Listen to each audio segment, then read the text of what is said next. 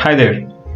So continuing our journey on learning neural networks, in this video we will see how logistic regression and perceptrons are related. In this video we will try to understand perceptrons, how a perceptron is similar to logistic regression, and this correlation will try to build a sound foundation for you to understand how a perceptron works and how does it process the data. So starting off, let's have a quick recap of how logistic regression works. As you may be already knowing, in case you don't know how logistic regression works, you can post comment in the video requesting me to make a video, and I'll be more than happy to make a video for you and making you understand how logistic regression works. For now, I'll be just having a quick recap, or I'll just give you an overlook of how logistic regression works. So in logistic regression, let's say if we have a data set of say n data points starting from x1, x2 up to xn, and let's say each of our data points have say d dimensions, d1, d2 up to d dimensions, then each of our data point xi will have d components.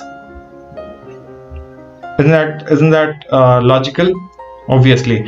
So each of our data points, let's say xi under consideration for now, will have how many dimensions or components? Each of our data point will have d components starting from xi1 up to xid. And for the what will be the component for the jth dimension for the point xi? It will be xij. I was just checking your focus.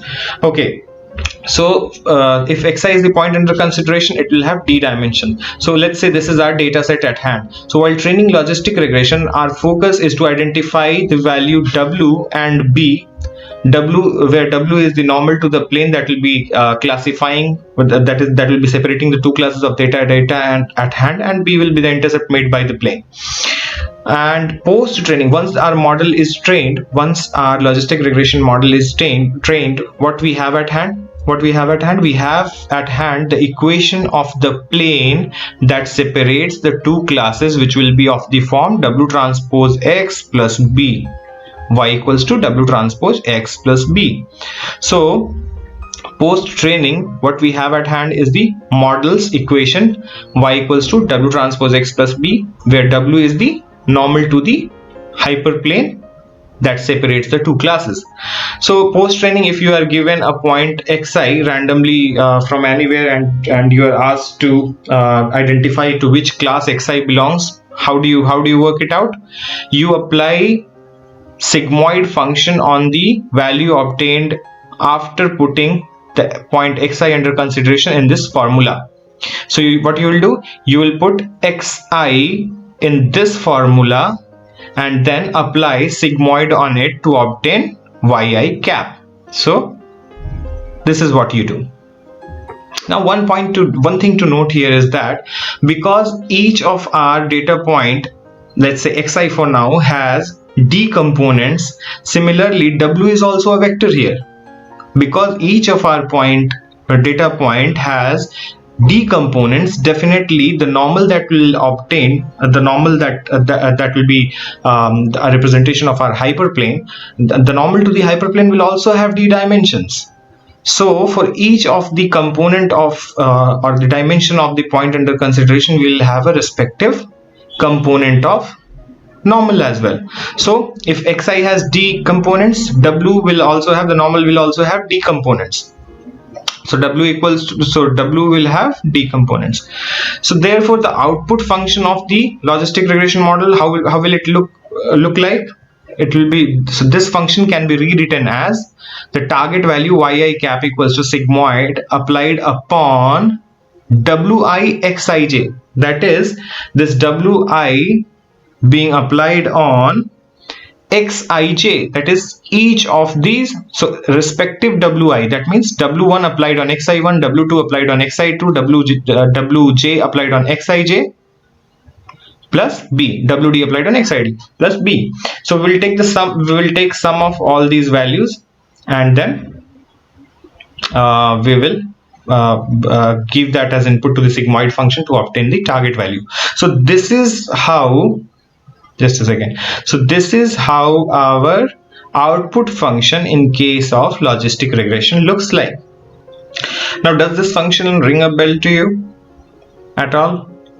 Okay, so if you look closely, this function that we obtained as the output function of logistic regression is similar to the function that we saw that we saw in the case of perceptron in the last video. If you forgot anything, please recap, please go to the last video and go through it once. So what we saw was the perceptron output. Okay, I'll just mention that output what we obtained in the last video.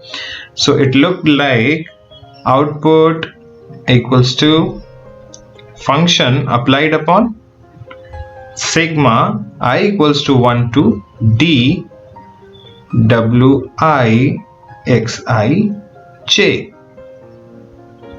where xij were the inputs. Xi was the input of a particular data point, and xij represents each of the dimension of those data points. And what were wi were the connection weights, the weights of the connection that were made between in between, and we were taking a sum of over all those inputs, and then we were applying the activation function. So this this output function of logistic regression looks similar to this function of perceptrons. The only difference is about the intercept. So in case of perceptron, what we do is, if this is how the perceptron works, and if you remember, this was here we were summing up all the inputs. These were the connections. Each of the connections had weights w1, w2, w3, and let's say this one has a b weight. Okay, so this is xi1, this is xi2, this is xi3, representing for a particular xi data point. We are representing each of the features or each of the component values of a particular point. Xi is xi1, xi2, xi3, and we are adding a intercept value to make it comparable. I mean, to make this value comparable to this value. So this will be 1 and sigma and then activation function. So the output is, if you see, we first need to sum up all the inputs that are coming in. So w1 multiplied with xi1 will be w1 xi1, w2 multiplied with xi2 will be w2 xi2, w3 multiplied with xi3 will be w3 xi3, and b multiplied with 1 will be b1. And once you do the summation, you can see this format turning up: wi xij multiply, just a second, let's remove this, this is not required. So once you sum up, you will see this wi xij turning up with plus b. So okay, let me mention this. How will it look like? It will look like, once you sum up, how will it look like? w1 x1 plus w2 x2 plus w3 x3 plus b. Okay, and how this can be further written as wi xij plus b, applying a sigma function over here, where the sigma will move from I equals to 1 to, let's say, d over here. Okay, so this is similar to this. So this is how the this is how the output function of a perceptron and a logistic regression are similar. And this is called a neuron's representation as logistic regression, or a logistic regression's representation as a neuron.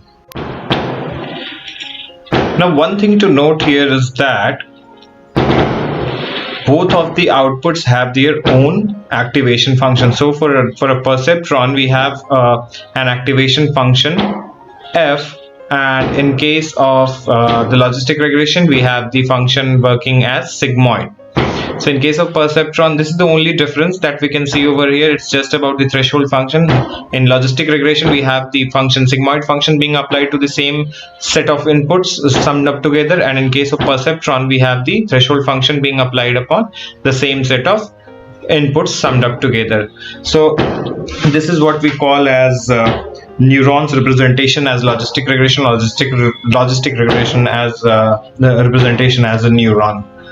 Hope this was useful to you. If you find it useful, if you really found out this to be useful, please subscribe to my channel, like the videos, and take care. Bye bye.